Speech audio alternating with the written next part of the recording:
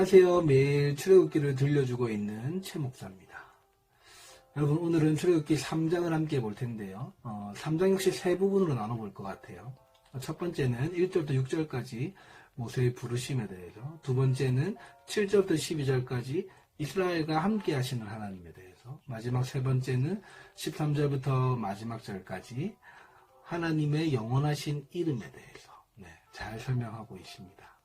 먼저 모세의 부르심에 대해서 함께 보면요. 목사님이 어제 그 모세가 사람을 죽이고 어디로 도망갔다고 했죠? 미디안. 미디안으로 도망을 갑니다.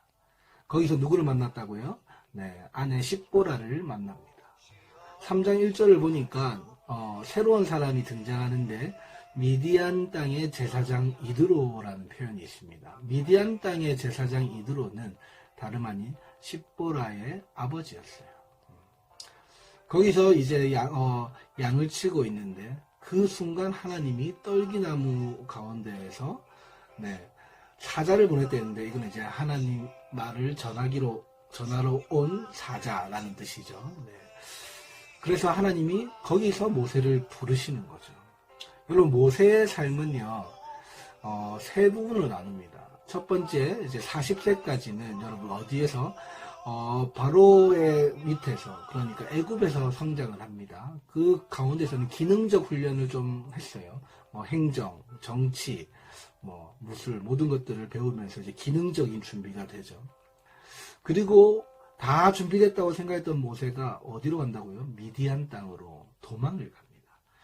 하나님이 내치신 거죠. 아직 훈련이 덜 되었다 생각해서 40세부터 80세까지는 그 땅에서 영적인 준비를 시킵니다.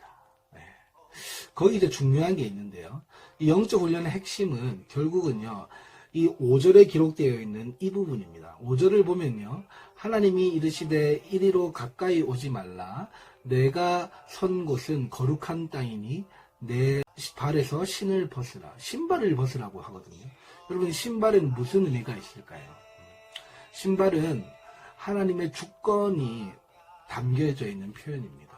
무슨 말이냐면 모세가 아직까지 쓰임받기는 덜 준비됐던 거죠. 그래서 하나님이 광야로 내모십니다. 광야로 내몰고서 어떤 준비를 시키시냐면 하나님이 쓰시기에 합당한 그릇으로 새롭게 모세를 준비시키시거든요. 이제 네가 밟을 이 땅은 거룩한 땅이니 너의 모든 모습을 내려놓아라. 자기 주권을 포기하라는 거죠.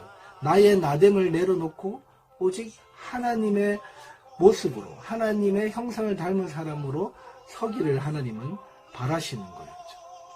마지막 모세의 삶의 세 번째는 이 80세부터 120세까지인데요. 이제 드디어 모세를 하나님이 쓰십니다. 그런데 여기서 중요한 부분은 하나님이 하시는 일이에요. 모세의 능력으로 하는 게 아니에요. 하나님이 능력을 주셔서 하거든요. 그래서 하나님이 모세를 통해서 일하시는 그 40년이 모세의 마지막 삶의 부분에 나타납니다. 그런데 여러분, 중요한 게 있어요. 이스라엘과 함께 하시는 하나님이 이제 7절부터 나올 텐데요. 7절부터 8절을 한번 볼까요? 너무 중요한 출애굽기의 이제 주제라고 할 수 있을 것 같아요. 내 백성의 고통을 보시고, 그리고 부르짖음을 들으시고 근심을 아셨다고 하셨어요, 하나님께서. 그리고는 어떻게 하나님이 하시냐면 애굽인의 손에서 건져내시고, 그리고 그 땅에서 인도하여 내시고, 그리고 젖과 꿀이 흐르는 땅, 결국 하나님의 임재가 가득한 땅으로 하나님이 데려가십니다. 이 7절부터 8절에 나와 있는 이 핵심을 통해서 출애굽기가 흘러가고요. 그리고 성경 전체가 이 맥 가운데 있다고 해도 과언이 아닙니다. 그리고 10절을 보니까 결론적으로 내 백성 이스라엘 자손을 애굽에서 인도하여 내게 하는데 모세 너를 쓰겠다, 이렇게 말합니다. 이렇게 하나님은 모세를 철저히 준비시키셔서 하나님의 사람으로, 출애굽의 지도자로 세웁니다. 그때 가장 중요한 게 뭘까요? 이 일은 모세의 일이 아니고 하나님의 일입니다.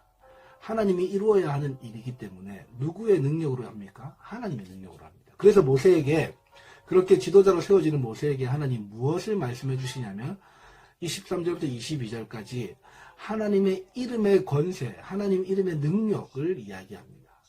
여러분 14절을 보면요. 하나님이 자신을 어떻게 표현하냐면 스스로 있는 자라고 표현합니다. 이게 여호와, 야훼라는 말의 뜻이거든요. 우리는 여호와 하나님만 찬양합니다. 여호와께 돌아가자 이렇게 얘기하죠. 스스로 있는 그분께 돌아가자는 겁니다. 15절에 보면요. 또 하나님은 자신의 이름을 나의 영원한 이름이요 대대로 기억될 나의 칭호다 이렇게 얘기합니다. 무엇이요? 아브라함의 하나님, 이삭의 하나님, 야곱의 하나님이라는 이 표현은 영원히 유효할 것임을 이야기하고 너희 가운데 영원히 기억될 나의 이름이다. 모세야 네가 나의 이 능력의 이름으로 앞으로 내가 너에게 허락하는 일들을 감당해라 말씀하십니다. 이처럼 3장은요.